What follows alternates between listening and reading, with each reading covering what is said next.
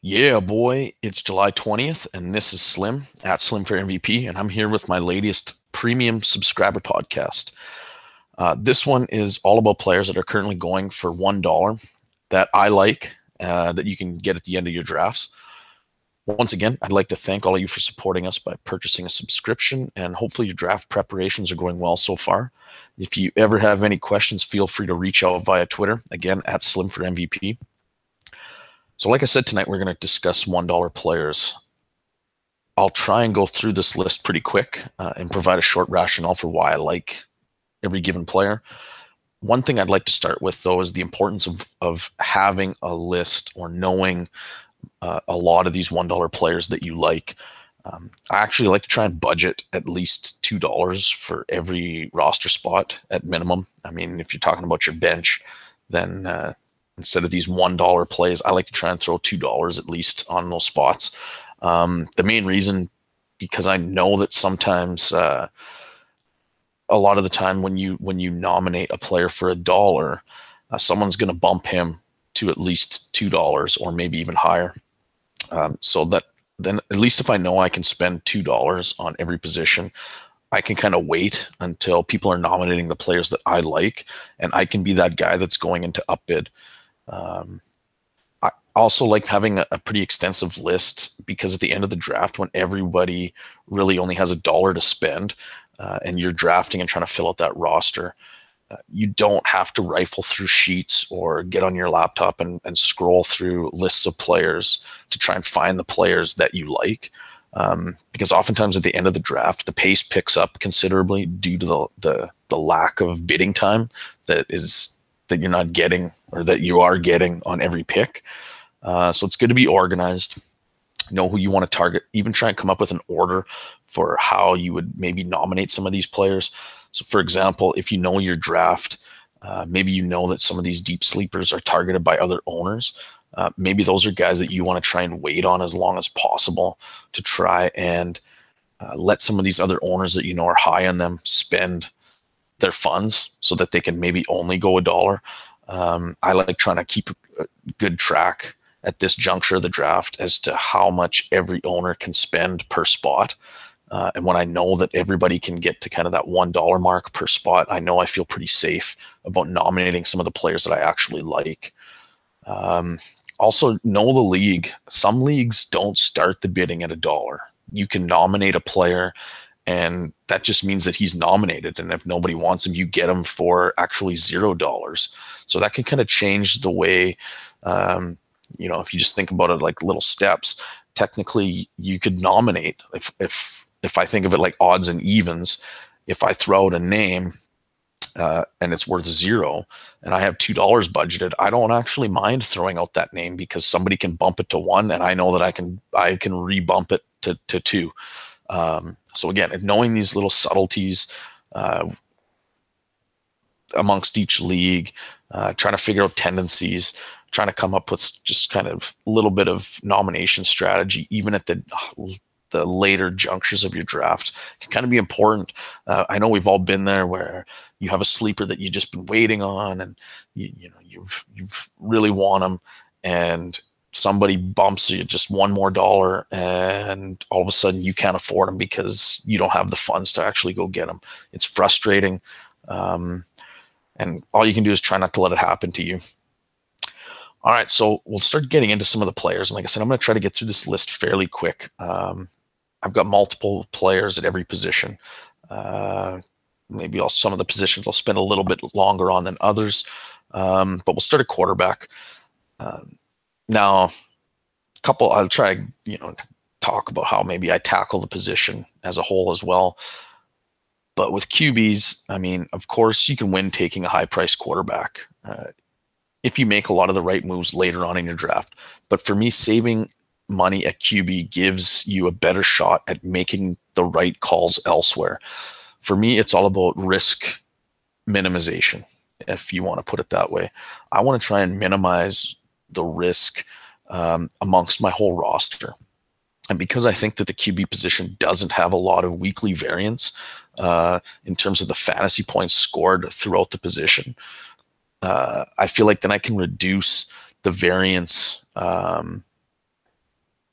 reduce the scoring variance of my roster as a whole if I go late at quarterback.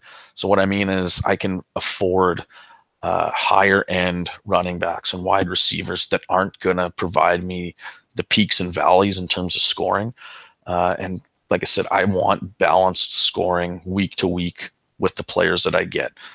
We all know players that can frustrate you because you started them the wrong week and all of a sudden they laid an egg, and then next week that looked like they had a bad matchup and you benched them and they went off. I want to have consistency as much as possible. And I think consistency is what's going to lead to long-term success. So again, if I can reduce the scoring variance of my roster by saving at this position, to me, that's the one thing that I would advocate. So, I mean, some of these guys might be in play for you. I know they are for me because I'm typically going to look to spend very little at the quarterback position. So we'll start. Really, there's only a few guys that I like actually for $1 though. One of them is Mitchell Trubisky. I think he's a popular candidate at this price range. So I'm not sure. I think in a lot of drafts he may not end up going for $1, but we're seeing that he is right now. I think he's a popular candidate, obviously, due to the coaching changes they've made. We know they've upgraded their weapons. Last year, they had maybe the worst wide receiver group in the NFL due to injuries and whatnot, but still, there wasn't a lot of talent that they had out in the field there. And I think the coaching staff has, it's been reported a lot, they've seemed to be much more creative than the old regime. They're looking for new ways to use some of the weapons that they have. They're hopefully be a little more creative in trying to put some of the offensive skill position guys in positions to succeed, which it seemed like the old coaching staff maybe wasn't that worried about doing. Anybody that listens to Warren Sharp, he's very good on win probabilities and things of that nature. He says that the Bears have the 5th easiest schedule in terms of passing defense. That's very good for Trubisky. And I think Trubisky has enough athleticism to be a little bit sneaky on the ground. He's going to pick up first downs, maybe even score the odd rushing touchdown, but also just get yardage on the ground. He's good enough that if coverage is dictating, that he can tuck the ball and run a little bit. So that's always a bonus too. The next quarterback that I like actually quite a bit is Case Keenum. He's not flashy. He's often overlooked, but he was the QB 14 in 2017 on the Minnesota Vikings. And now he goes to an offense with good weapons as well. I mean, he's got Demaryius Thomas, Emmanuel Sanders, an improving offensive line. Looks like there's some capable running backs there. So I think that this offense should not be something that should be overlooked this year. And he's shown that he can produce numbers in the NFL, but also in college. He was from a very prolific passing offense in college. So we know he can run an offense, and he's just going to step right in with a lot of these veterans. And I think that he's going to have a lot of opportunity to put up fantasy points this year. The last QB I'd talk about is Derek Carr. Now, Derek Carr is, even for me, he's a little bit polarizing. I find myself on the fence with him a lot. I wouldn't suggest going after Derek Carr unless you wait really, really long. And probably most 1 QB leagues, there'll be other options that you can get. And I guess I should preface that this isn't a 1 QB league where I'm talking about these guys going for $1. And I'm assuming in Superflex and 2 quarterback leagues, these guys will still be cheap, but I don't think they'll be going for $1 in a lot of these leagues. But back to Derek Carr, I think part of me believes that this team could be pretty bad defensively, so they may be playing catch up a fair amount. My worry, though, is John Gruden going to come in and really fuck this thing up completely, for lack of a better term? He seems to have been maybe not paying attention to what the modern NFL seems to look like for a lot of these more successful teams when he's been in the booth. A lot of the free agent moves he's made have been a little bit questionable to a lot of fantasy analysts. So that part of me believes that they could be bad everywhere, offensively, defensively, and Carr just might not have an opportunity to put up fantasy points. If they're 3 and out a lot, or they're just not moving the chains, or they're constantly pinning their own end, how many scoring opportunities are they going to have? I think of quarterbacks like Jared Goff when Jeff Fisher was the coach, or even Mitchell Trubisky, who I mentioned before when John Fox was the coach. They just simply were not set up to succeed. I'm hoping this doesn't happen with Derek Carr, because there are some weapons there that he could hopefully take advantage of. But again, I would have him down further down my list than the other guys that I mentioned, and just try and keep an eye on something like that. All right, we'll move on to the next position, which is going to be running back. And I think the common thread we're going to find here is looking for a cheap opportunity. I mean, we want touches, we want snap share, things like that, and we want it at a cheap cost. So it doesn't even necessarily matter who the name is sometimes. It just, is there a projection of touches, and is he cheap? So we know all these guys are going to be cheap because they're going to be $1. But first on the list would be Devontae Booker. Evan Silva was just on Twitter reporting that the Broncos plan to use for sure 2 running backs, but most likely even 3 running backs. If that's the case, then obviously Devontae Booker is going to get touches. And should he get a chance, maybe they view him as the passing down back, so he gets all the third down work. Or maybe there's an injury, or maybe Royce Freeman struggles out of the gate. Maybe D'Angelo Henderson isn't as good as some people are thinking he is. So I think he's a good flyer at this price, just in the off chance that he carves out a role, because I think there is a decent chance that he could at least become the third down back, and maybe even more. I mean, he's only one injury away from seeing a fairly significant uptick in production. I will say I think he's maybe the least talented of the 3 running backs on the team. That could be a little bit of a hot take, because I know there's a lot of people that don't really believe in D'Angelo Henderson, but I liked what I saw from him last in the offseason. So he might even qualify on this list if you were a believer in him.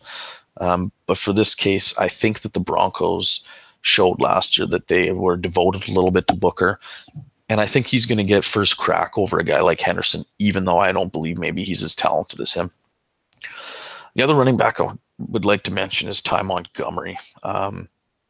Big question is, what are the Packers going to do with him? I mean, they've moved him around the last couple of years, started as a wide receiver, went to running back, had some success at running back, got injured. All of a sudden, Aaron Jones was there, Jamal Williams. Those guys did okay. And now, right now, we're looking at a real cluster of running backs here that we just aren't sure exactly how they're all going to be used. I like him because I think there's a chance that he might end up playing some wide receiver. He's got 2 rookies in Equanimeous St. Brown and Jamal Moore in front of him. I don't think that those guys pose too much of a threat. I don't even think they're necessarily used in the same, would be used in the same role as Ty Montgomery if he was to play receiver. And then there's Geronimo Allison, who I'm not too inspired by. So I don't think there's tons in the way of him on the depth chart. And I mean, we know Aaron Jones is suspended. So does that give Montgomery even a chance to carve out a role early on? With Jones missing games, I mean, I could very well see the Packers kind of just riding the hot hand. If Montgomery and Williams go out there to start the season, Williams struggles, Montgomery looks good, I wouldn't be surprised if they keep going with him until he falters a little bit. And maybe that doesn't happen. I don't doubt that, Aaron Jones isn't going to get touches, or Jamal Williams still isn't going to get touches. But if Ty Montgomery looks okay, then I wouldn't be surprised if he's getting the majority of the touches. Now, the risk is that could happen for all 3, but for $1, I think it's a decent, there's some upside there, we'll say, with a player like Ty Montgomery. Another running back I'm looking at is a guy like Peyton Barber. Again, could be about opportunity here. We don't know how the team plans to use Ronald Jones yet. We know where they drafted him, but I'm not sure if Ronald Jones is physically able to withstand every down usage, between the tackles running at the NFL level, things like that. So they could very well be some type of a timeshare here. which seems to me the most likely option, which is good if you're a Peyton Barber owner. I think Barber has some touchdown upside. He seems to be better suited for the goal line work, and he seems better suited for running between the tackles. So there's a lot of situations where I think Barber would be a better choice to be on the field than Ronald Jones. And then again, if Ronald Jones, if he isn't able to hold up to the NFL rigors, then all of a sudden Peyton Barber becomes a really interesting option because he's going to see a lot of snaps. So yeah, he's a guy I'm looking at. Another guy that kind of flies more under the radar is Latavius Murray. Dalvin Cook has a pretty long injury history. And I think this team should run a fair amount. The offense looks pretty primed, and the defense should look very strong. I think they're going to be winning a lot of games, which is going to be provide good game script for the running backs. And last year when he was given the opportunity, Murray wasn't that bad. He had 8 touchdowns and he averaged almost 4 yards a carry, which, that magic number of 4 is what we want to see. But with an offense like Minnesota's, if a guy can get close to that, he's still then putting up fantasy points. My question is, could he get some goal line work even with Dalvin Cook in the lineup? With those 8 touchdowns last year, I think Latavius showed the coaches a little bit that he's fairly capable in that short yardage goal line situation. So with goal line work, or maybe with some touchdown upside and just the snaps he's going to get when spelling Cook, I don't think Minnesota is going to want to run Cook into the ground, especially with the injury histories that he's shown in the past. I think that there's going to be some usage there, even with Cook healthy. And then again, what happens if Cook goes down? I think he's going to be the first guy to jump in and take over, which makes him, to me, a high-end RB2 with this offense and the game script that you're going to see week in and week out. The last running back I'd like to talk about is Nyheim Hines in Indy. Again, we don't know how this running back group is going to shake out. There's quite a few bodies in there right now. But to me, when I look at the depth chart, it seems like he has a skill set that no one else has. And to me, guys like this, it's easier for them to carve out roles in an offense. I think of a Tariq Cohen, this explosive playmaker that can do something that no one other running back on that squad can do. So then he's going to get used in various situations just because he has this skill set. And it looks like the coaching staff is has at least verbally made some commitment to trying to use Nyheim Hines in various spots, lining him up as a receiver, in the slot, things like that. So moving him around the formation a little bit. So we'll see what happens there. But again, at $1, I think any kind of there's a little bit of upside there for a player with Hines' skill set. All right, moving on to wide receiver. One thing I notice at the position is because of the depth, the bottom doesn't fall out in terms of price for quite a while with all the wide receivers. So there really isn't a lot of $1 options that I'm super crazy about. We start getting pretty far down the list when we start getting to $1. I think with the running backs, it's pretty common for a lot of owners to spend big early on those big names, which, they're talented running backs. There's nothing wrong with that. But once everybody has their RB1 and their RB2, people kind of cool off on the rest. And then we see that price really drop. And all of a sudden, it's personal preference starts kicking in with a lot of those other running backs. And you can see a lot of cheap players in the RB3, RB4 range. And with receiver, I think it's much more spread out because, I think a lot of people are waiting on receivers. So when you get to your wide receiver 3 and 4, a lot of owners still have a lot of budget money left for that position. So they keep spending, and whether it's $5, $6, $10, and it drives those $1 guys further and further down the list. But I'll try and find a few here anyway. One I do like is Allen Hurns. It's looks like it's going to be a low volume passing offense, but to me, he is the number one option in that offense.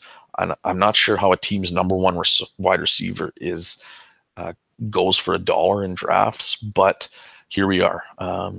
So yeah, if I can take again with just like running backs, I want volume, and now with receivers, we're talking about targets and um, still snap share. I mean, that can still indicate some type of higher usage.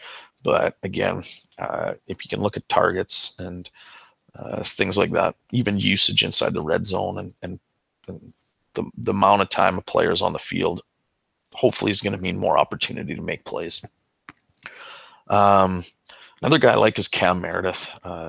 If he's fully recovered from his injury from last year, then it's hard not to like any receiver that has flashed what he's flashed, with the skills that he has, uh, in one of the most prolific passing offenses, with one of the most prolific passers the NFL's ever seen in Drew Brees. So the question is going to be how many snaps can he get? Um, but I mean, obviously, he's not taking anything away from Michael Thomas, but he's not really a threat to Ted Ginn either. I'm hopeful that he can be used a lot in the slot, actually. I think he's got a skill set that's good for that. And I think for $1, it's a pretty low risk and high reward gamble in this offense as a whole. I mean, anytime we can get a receiver tethered to a quarterback like Drew Brees and an offense that we think is going to move the ball and be able to put up points like they can put up, then $1 for this guy is probably going to be better spent than $2, $3, $4, $5 for a lot of receivers are going to go ahead of him in much worse or lesser offenses, I guess. Um, Staying with the Saints, I guess, is Ted Ginn. Uh, Again, going for $1, obviously. Doesn't get a ton of volume, but the plays that he makes are usually of the big play variety. And in this offense, he should get targeted enough to be worth rostering. Probably not a ton. There's going to be games where he's going to go off, but I think even if he's targeted, 5 times, 6 times a game, he should be able to make those, 4, 5 receptions. Hopefully, one of them is a big play, takes it to the house for a touchdown, and those are the kinds of plays that are going to be weekly winners for you. So yeah, again, a receiver in a prolific offense, that hopefully he can do enough to be sustainable. Then I look at a team, and I'll call it a team, but because I'm not sure exactly which one to pick yet, but I kind of like all three of these guys. With the Jacksonville Jaguars, I like Donte Moncrief, Cole, and Westbrook in this offense. I know it's a lot of bodies, and we don't know how much they're going to throw, but I think they all offer something that gives you maybe some hope that one of them could become this guy at the very end of your draft that emerges a little bit from the mix here. Moncrief signed a big contract. He's getting almost $10 million this year. So I find it hard to believe that the Jaguars would invest that much money into a player without any plan to really use him. So I kind of have him as the front runner in terms of playing time in the field. I'm not sure if he's going to be a reliable red zone target for Bortles. I mean, he flashed some red zone talent when he was with the Colts, but I worry a little bit with Blake Bortles that he will look that way. But at least he's got that going for him. Then I look at a guy like Westbrook, and I think he has a lot of traits that a lot of us would like in a receiver, and he had some decent games to end last season. So he's shown us something there. And then there's Cole, who has maybe not as many traits that get us excited, but I think he was one of the biggest surprises from last year with what he did. So who wins? I don't know. But at the end of my draft, I know I've been taking stabs at some of these guys, whoever's kind of available, and hoping I get the one that does win. Because I think whoever comes out of the woodwork here is going to be a decent option. The last guy I'd like to talk about is Chester Rogers with the Colts. So Luck is back. That's good news. So after T.Y. Hilton, we're not exactly sure which wide receiver is going to contribute. Is it Rogers or is it Ryan Grant? I don't think there's anything wrong with gambling on what could be the Colts' number 2 wide receiver, uh, who's going to be catching passes from Andrew Luck in what looks, to, at least to me, to be an improving offense. Um, they've addressed offensive line. They brought in a couple running backs. So I think that this team isn't going to be as bad as what some people are thinking. Um, and you know, I don't know what it is. Rodgers doesn't offer a lot in terms of athletic traits, but there's just something that I just believe that he will win out over Ryan Grant. And I love the opportunity. Oh, if I scroll down my list, I'm sorry. I got one more guy, Quincy Enunwa. Uh, Last year, he missed a considerable amount of time with injury. When he's shown in the past, he's versatile in how he can be used. He's even been used like a tight end at times. Now this team really doesn't have a tight end. So if there's no real viable pass catching option, does he get used in that same role? He really succeeded in the slot in the past because he's got great after the catch ability. So he's looked good there. And this depth chart's pretty thin. So I think there could be a chance for his opportunity share could be pretty high in this offense. All right. Last position we're going to talk about is tight end. So I got a few options here. Charles Clay is the first one on my list. I think there's going to be a lot of volume up for grabs in Buffalo, as I think this team's going to be pretty bad. They're going to be playing from behind a decent amount of the time. Now, don't get me wrong, he's not a flashy option, but I think he should see the field a lot. And I think this team's going to have to throw the ball. So not a lot of other real talented receivers that I can see on this roster. So Clay could end up being a pretty safe option for a decent amount of volume regularly, which is a good thing from a tight end. Second tight end, and a guy that I really like actually this year, I have him in my top 12, is Jared Cook. I think he should see a lot of volume this year to be viable weekly. I shouldn't say a lot, but a lot more than what I think many of us would are anticipating. Reports are that Gruden was surprised at Cook's speed. Again, he'd been up in the booth forever, but he never noticed things like this. And they started tinkering with using him all over the field, looking for mismatches. Not real reliable hands, but over the years, he has been able to kind of get deep in on defenses and make a few big plays. And then there's the question marks with Martavius Bryant. So, like, will he play? And Jordy Nelson, can he play? I don't know if Jordy's washed. I'm not sure what's going to happen with Bryant. But if either of them struggle or miss time, then that could be even more volume for Cook. The last guy is Vance McDonald. Everyone, if you look back to last season, kind of hopefully remembers how McDonald went off in the playoffs for Pittsburgh.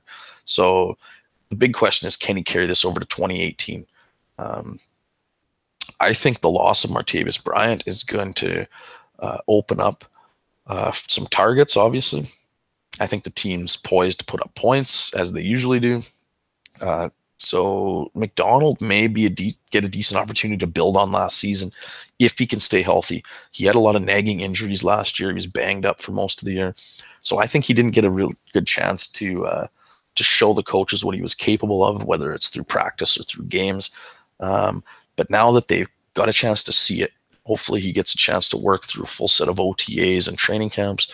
Now they'll have they'll get a good chance to game plan with him now, getting a full season under his belt, because last year he was acquired after the season had started. So they kind of, I think, just had to try and work him in on the fly. And especially when he was injured, he wasn't going to probably practice and be at 100%, obviously. So I'm expecting bigger uptick for Vance this year, based on like that we saw what he could actually do in the playoffs. So there's a list of a few $1 guys that I like. If there's any other players you're interested in that maybe fall into this category and you just want to chat about them, like I said, feel free to hit me up on Twitter at SlimForMVP. Again, thanks for supporting what we do. we'll have some other content coming out very shortly. All right. Take care. Good luck with your draft prep.